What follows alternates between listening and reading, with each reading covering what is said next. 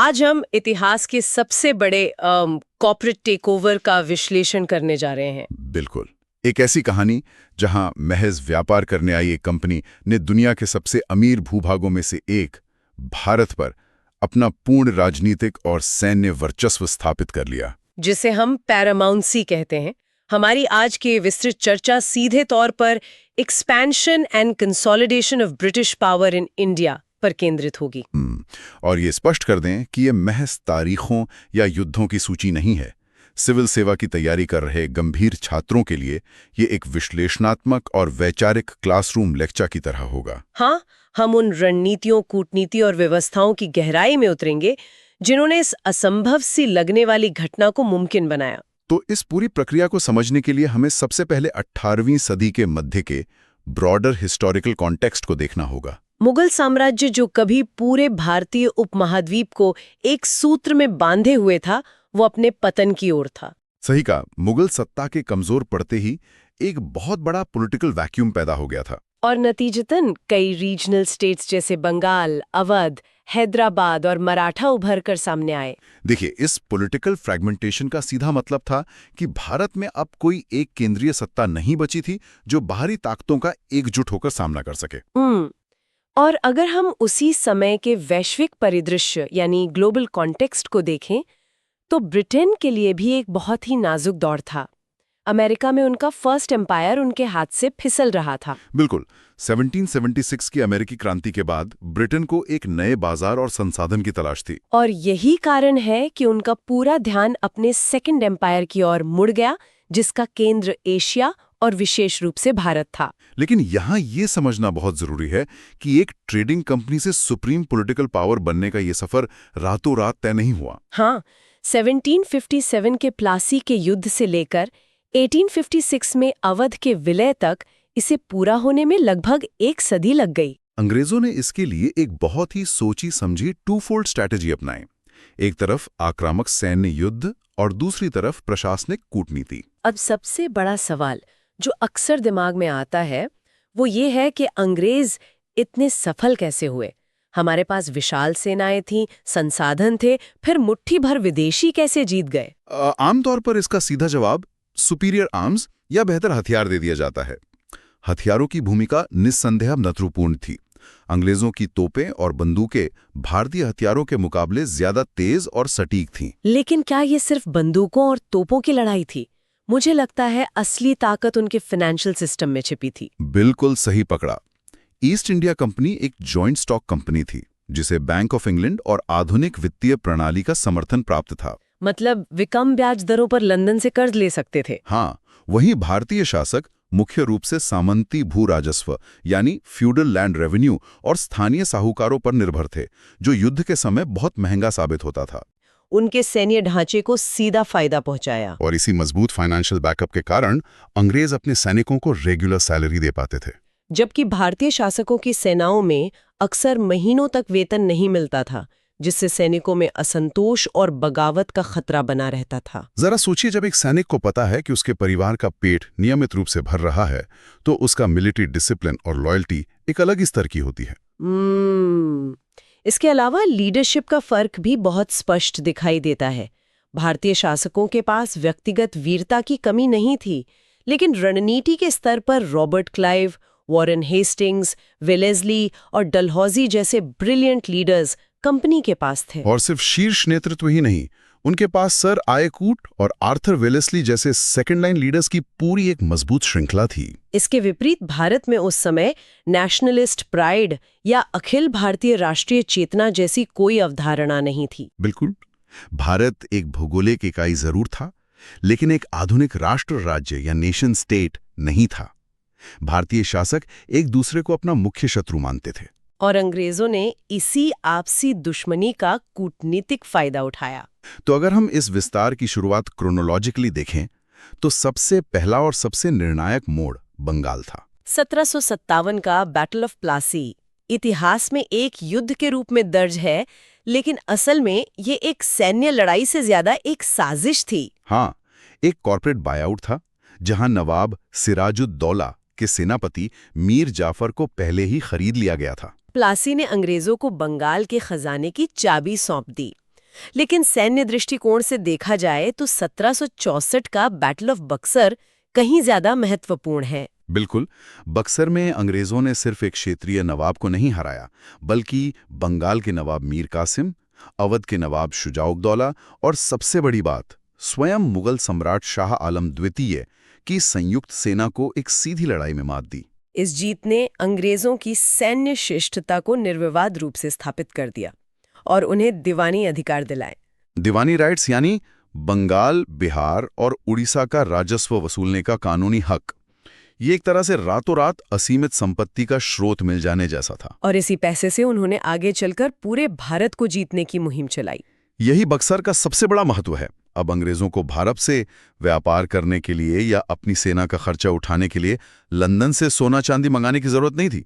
बंगाल के किसानों का पैसा ही भारत के अन्य हिस्सों को जीतने के लिए इस्तेमाल होने लगा। बंगाल के बाद दक्षिण भारत में मैसूर का उदय अंग्रेजों के लिए एक बड़ा सरदर्द बन गया। हैदर अली और टीपू सुल्तान के नेतृत्व में मैसूर एक बहुत ही शक्तिशाली और आधुनिक राज्य बन चुका था। यहाँ कुल 4 एंग्लो मैसूर वॉर्स लड़े गए। मैसूर अंग्रेजों के लिए इसलिए भी बड़ा खतरा था क्योंकि उनके फ्रांसीसियों के साथ बहुत गहरे कूटनीतिक और सैन्य संबंध थे। हाँ, हैदर अली ने शुरुआती युद्धों में अंग्रेजों को बहुत कड़ी टक्कर दी, लेकिन अंग्रेजों की कूटनीति देखिए, उन्होंने मैसूर के खिलाफ मराठों और हैदराबाद के निजाम को अपने साथ मिला लिया।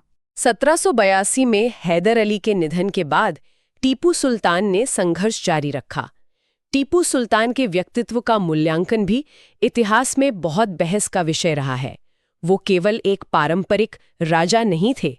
टीपू सुल्तान एक बेहद बहुआयामी शासक थे। उन्हें रॉकेट टेक्नोलॉजी का पायनियर माना जाता है। उन्होंने फ्रांसीसी क्रांति से प्रेरित होकर श्रीरंगपटना में ट्री ऑफ लिबर्टी लगाया और जैकोबिन क्लब के सदस्य बने। बिल्कुल, जैकोबिन क्लब फ्रांस का एक उग्र राजनीतिक समूह था जिसने आज़ादी और समानता की बात की थी। कुछ स्रोत टीपू को एक धर्मांध शासक के रूप में पेश करते हैं। ये सही है कि औपनिवेशिक इतिहासकारों ने ऐसा प्रयास किया, लेकिन इतिहास को आज के आधुनिक सेक्युलरिज्म के चश्मे से देखना गलत है।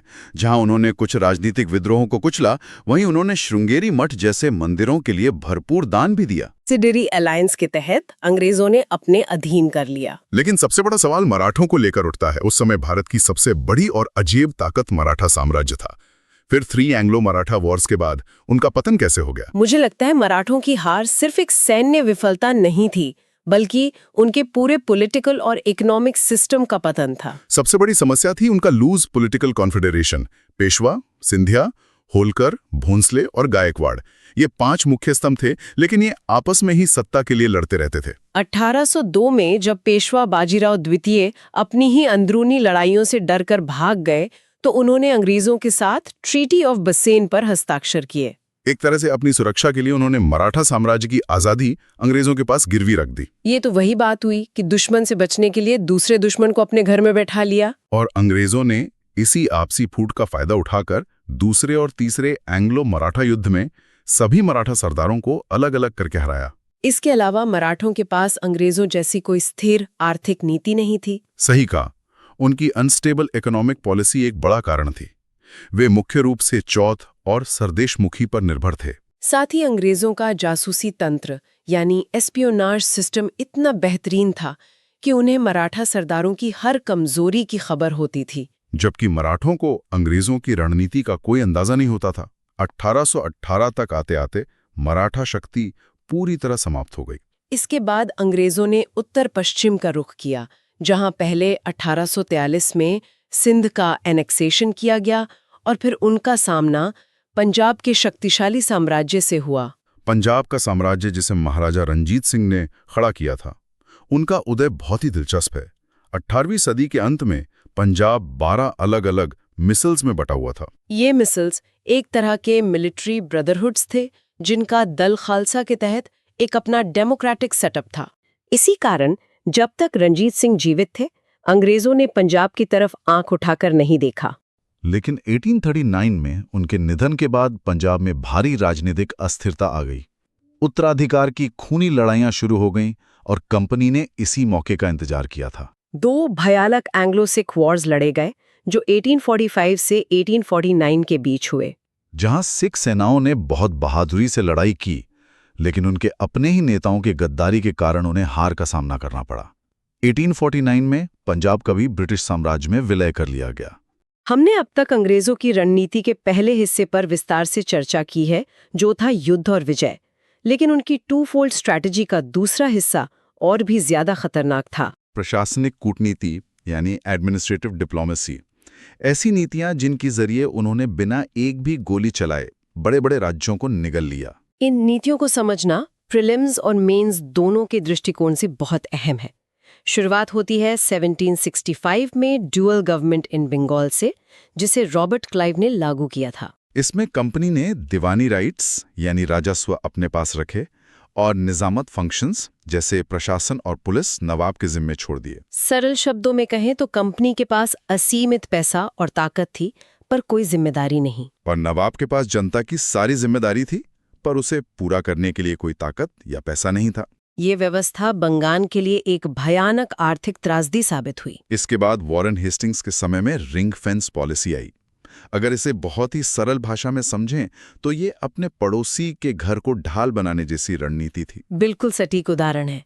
अंग्रेजों को मराठों और अफगानों के हमलों से अपने बंगाल को बचाना था, तो उन्होंने बंगाल के पड़ोसी अवध को एक बफर स्टेट बना दिया। उन्होंने अवध के नवाब से कहा कि हम आपकी सीमाओं की रक्षा के लिए अपनी सेना रखेंगे, लेकिन उस सेना का पूरा खर्चा आपको ही उठाना होगा। इस तरह कंपनी ने दूसरों के पैसे पर अपनी सीमाओं को सुरक्षित कर लिया। और इसी रिंग फेंस पॉलिसी को लॉर्ड वेलेस्ली ने एक बेहद आक्रामक और व्यवस्थित रूप दे दिया, जिसे हम सब्सिडियरी अलायंस या सहायक संधि के नाम से जानते हैं। ये तो एक तरह से प्रोटेक्शन रैकेट जैसा था। सब्सिडियरी अलायंस वाकई एक प्रोटेक्शन रैकेट ही था। इसके तहत भारतीय राजाओं को अपने दरबार में एक ब्रिटिश रेजिडेंट रखना पड़ता था। विदेशी मामलों में वे अंग्रेजों की अनुमति के बिना किसी से कोई संबंध नहीं बना सकते थे। और सबसे बड़ी शर्त ये थी कि राजा को अपने ही राज्य में एक ब्रिटिश सेना की टुकड़ी रखनी होगी और उसका पूरा खर्चा उठाना होगा। अगर राजा पैसे नहीं दे पाता तो उसके राज्य का एक बड़ा उपजाऊ हिस्सा अंग्रेज हड़प लेते थे। हैदराबाद के निजाम इसके पहले शिकार बने और फिर अवध, मैसूर और अंततः मराठों को भी इस जाल में फंसा लिया गया। इसके बाद आती है लॉर्ड डलहौजी की कुख्यात डॉक्ट्रिन ऑफ लैप्स, यानी व्यपगत का सिद्धांत। ये तो सीधे सीधे कानूनी दांवपेच खेलकर राज्य छीनने की नीति थी। हिंदू परंपरा में अगर किसी राजा का अपना प्राकृतिक उत्तराधिकारी यानी नेचुरल मेल एयर नहीं होता था तो वो किसी बच्चे को गोद ले सकता था। लेकिन डलहौजी ने नियम बना दिया कि ऐसे दत्तक पुत्र को केवल राजा की निजी संपत्ति मिलेगी, राज्य पर उसका कोई अधिकार नहीं होगा, राज्य को ब्रिटिश साम्राज्य में मिला लिया जाएगा। इसी कानूनी छल के तहत सतारा, झांसी, नागपुर और संबलपुर जैसे राज्यों का एनेक्सेशन कर लिया गया। इन तमाम नीतियों का भारत पर जो प्रभाव पड़ा वो बहुत ही विनाशकारी था। राजाओं ने अपनी आजादी खो दी, लेकिन इसका सबसे बुरा असर तो आम जनता पर हुआ। जब राजा सब्सिडियरी अलायंस में बंध गया तो उसे पता था कि बाहरी हमले या आंतरिक विद्रोह से बचाने के लिए अंग्रेजों की सेना वहां मौजूद है। ऐसे में राजाओं ने अच्छे प्रशासन पर ध्यान देना ही छोड़ दिया। दूसरी तरफ अंग्रेजों को भारी भरकम रकम चुकाने के लिए उन्होंने किसानों पर भारी टैक्सेस लगा दिए। इससे कृषि और स्थानीय व्यापार पूरी तरह से तबाह हो गए और भयानक आर्थिक शोषण का दौर शुरू हुआ। ये तो बात हुई भारत के आंतरिक भूगोल की, लेकिन अंग्रेजों की नज़र सिर्फ भारत के अंदर तक सीमित नहीं थी। उनकी फॉरेन पॉलिसी भी उनके व्यापारिक और भू राजनैतिक हितों से प्रेरित थी। भारत के पड़ोसी देशों के साथ उनके संबंध कैसे थे? ब्रिटिश भारत की विदेश नीति पूरी तरह से अपनी सीमाओं को सुरक्षित करने और अपने प्रतिद्वंदियों को दूर रखने पर आधारित थी। अगर हम एंग्लो नेपोलीज रिलेशंस की बात करें तो सीमा विवाद के कारण युद्ध हुआ, जिसका अंत 1816 की ट्रीटी ऑफ सगाउली के साथ हुआ। ये संधि बहुत महत्वपूर्ण है क्योंकि इसके बाद अंग्रेजों को शिमला, मसूरी और नैनीताल जैसे महत्वपूर्ण हिल स्टेशंस मिले और सबसे बड़ी बात, गोरखा सैनिकों की एक बहुत ही बहादुर और निष्ठावान ताकत ब्रिटिश सेना में शामिल हो गई। पूर्वी सीमा पर एंग्लो बर्मीज रिलेशंस भी काफी तनावपूर्ण रहे। वहां 3 लंबे युद्ध लड़े गए, रोकना चाहते थे। आखिरकार 1885 में पूरे बर्मा को ब्रिटिश भारत का हिस्सा बना लिया गया। लेकिन विदेश नीति में सबसे ज्यादा डर और बेचैनी उत्तर पश्चिम सीमा को लेकर थी, यानी एंग्लो अफगान रिलेशंस। यहां तो पूरी नीति रूस के खौफ से तय हो रही थी। जिसे इतिहास में द ग्रेट गेम कहा जाता है। अंग्रेजों को डर था कि रूस मध्य एशिया से होते हुए अफगानिस्तान के रास्ते भारत पर हमला कर सकता है। इसी रशियन थ्रेट के डर से लॉर्ड ऑकलैंड ने फॉरवर्ड पॉलिसी अपनाई, जिसका परिणाम था पहला एंग्लो अफगान युद्ध, जो 1839 से 1842 तक चला, और ये युद्ध अंग्रेजों के लिए एक भयंकर सैन्य आपदा साबित हुआ। इसके बाद जॉन लॉरेंस ने मास्टरली इनएक्टिविटी की नीति अपनाई। मास्टरली इनएक्टिविटी का सीधा अर्थ था कि जब तक अफगान खुद हमारे लिए खतरा पैदा न करें, तब तक उनके आंतरिक मामलों में हस्तक्षेप मत करो। अंग्रेजों को समझ आ गया था कि अफगानिस्तान के पहाड़ों में लड़ना बहुत भारी पड़ेगा। लेकिन ये शांति ज्यादा दिन नहीं टिकी। बाद में लॉर्ड लेटन ने प्राउड रिजर्व की नीति लाकर फिर से आक्रामक रुख अपनाया और दूसरा अफगान युद्ध छेड़ दिया। इसी रूसी खतरे का साया तिब्बत पर भी दिखाई देता है। बिल्कुल। एंग्लो टिबेटन रिलेशंस में भी अंग्रेजों को लगता था कि तिब्बत में रूसी जासूस सक्रिय हैं। इसे रोकने के लिए लॉर्ड कर्जन ने 1904 में यंग हस्बैंड मिशन भेजा। एक शांतिपूर्ण बौद्ध राष्ट्र पर ये एक क्रूर हमला था। वहां हथियारबंद भिक्षुओं का नरसंहार किया गया और उन पर ट्रीटी ऑफ लासा थोप दी गई, जिससे तिब्बत पूरी तरह से अंग्रेजों के प्रभाव क्षेत्र में आ गया। अब अगर हम इन तमाम घटनाओं को यूपीएससी प्रीलिम्स के नजरिए से देखें तो कुछ तथ्य और संधियां बहुत महत्वपूर्ण हो जाती हैं, जिन्हें छात्रों को याद रखना जरूरी है। छात्रों को कुछ की फैक्ट्स बिल्कुल स्पष्ट होने चाहिए, जैसे 1765 की ट्रीटी ऑफ इलाहाबाद, जिससे दीवानी अधिकार मिले, मराठों के साथ हुई 1776 की ट्रीटी ऑफ पुरंदर और 1782 की ट्रीटी ऑफ सैलबाय। पहले एंग्लो बर्मी युद्ध का अंत 1826 की ट्रीटी ऑफ यानदबो से हुआ था। इसे भी ध्यान में रखना चाहिए। इसके अलावा 1893 की डुरंड लाइन, जिसने ब्रिटिश भारत और अफगानिस्तान के बीच सीमा का निर्धारण किया, ये भी परीक्षा के लिए बहुत महत्वपूर्ण है। लेकिन डलहौजी द्वारा 1856 में अवध का एनेक्सेशन सबसे ज्यादा विवादित तथ्यों में से एक है। अवध तो हमेशा से अंग्रेजों का वफादार था, फिर उसे क्यों हड़पा गया? अवध पर डलहौजी की नज़र उसके समृद्ध संसाधनों के कारण थी। चूंकि वहां डॉक्ट्रिन ऑफ लैप्स नहीं लगाया जा सकता था, क्योंकि नवाब के पास उत्तराधिकारी थे। तो डलहौजी ने मैल एडमिनिस्ट्रेशन यानी कुशासन का आरोप लगाकर उसे हड़प लिया। ये कूटनीतिक धोखे की चरम सीमा थी। अब अगर हम यूपीएससी मेंस के एनालिटिकल दृष्टिकोण पर आएं, तो एक बहुत पुरानी बहस है इतिहास में। क्या अंग्रेजों द्वारा भारत पर विजय प्राप्त करना एक एक्सीडेंटल घटना थी, जिसे इतिहासकार फिट ऑफ एब्सेंट माइंडेडनेस कहते हैं, या ये शुरू से ही एक सोची समझी साम्राज्यवादी योजना यानी इंटेंशनल इंपीरियलिस्टिक डिजाइन थी? ये एक बहुत ही शानदार वैचारिक बिंदु है।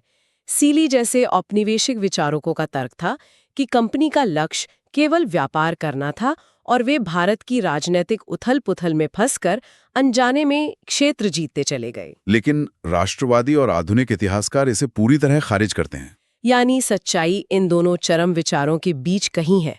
इसे ऐसे समझें कि शुरुआत में शायद 18वीं सदी के मध्य तक कंपनी का मुख्य उद्देश्य व्यापार की रक्षा करना और मुनाफा कमाना ही था। लेकिन जैसे जैसे उन्हें भारत के राजनीतिक खालीपन का एहसास हुआ, उनका लालच बढ़ता गया। लॉर्ड वेलेस्ली और डलहौजी के समय तक आते आते ये पूरी तरह से एक सचेत, व्यवस्थित और इंटेंशनल साम्राज्यवादी योजना बन चुकी थी। तो अगर हम आज के इस पूरे लेक्चर का एक कंसेप्चुअल रिकैप करें, तो ये स्पष्ट है कि अंग्रेजों की सफलता किसी जादू का परिणाम नहीं थी। ये उनकी टू फोल्ड स्ट्रैटेजी का नतीजा था। एक तरफ उन्होंने बंगाल, मैसूर, मराठों और पंजाब को अपनी बेहतर सैन्य शक्ति, अनुशासन और वित्तीय ढांचे के दम पर युद्ध में हराया, और दूसरी तरफ उन्होंने सब्सिडियरी अलायंस और डॉक्ट्रिन ऑफ लैप्स जैसी प्रशासनिक कूटनीति से उन राज्यों को भी अपने अधीन कर लिया जिन्हें जीतना युद्ध के मैदान में मुश्किल था। अंग्रेजों की एकजुटता और दूरदर्शी रणनीति भारतीय शासकों की आपसी फूट और संकीर्ण सोच पर भारी पड़ी। छात्रों को इस विस्तार और एकीकरण के पूरे चक्र को गहराई से समझना चाहिए, लेकिन जाते जाते एक विचार जो इस ऐतिहासिक परिघटना को आगे के इतिहास से जोड़ता है। जरा विचार करने वाली बात है कि जब अवध जैसे राज्य को, जो दशकों तक अंग्रेजों का सबसे वफादार साथी रहा, कुशासन के नाम पर धोखे से हड़प लिया गया, तो क्या उस दिन पैदा हुए सामाजिक असंतोष और राजनीतिक अविश्वास ने 1857 के महाविद्रोह के लिए बारूद तैयार नहीं कर दिया था? क्या ये विस्तारवाद ही ब्रिटिश साम्राज्य के खिलाफ सबसे बड़े विद्रोह का बीज नहीं था? इस ऐतिहासिक कड़ी पर गंभीरता से विचार किया जाना चाहिए। इतिहास में बोया गया हर कूटनीतिक बीज अपना परिणाम जरूर देता है।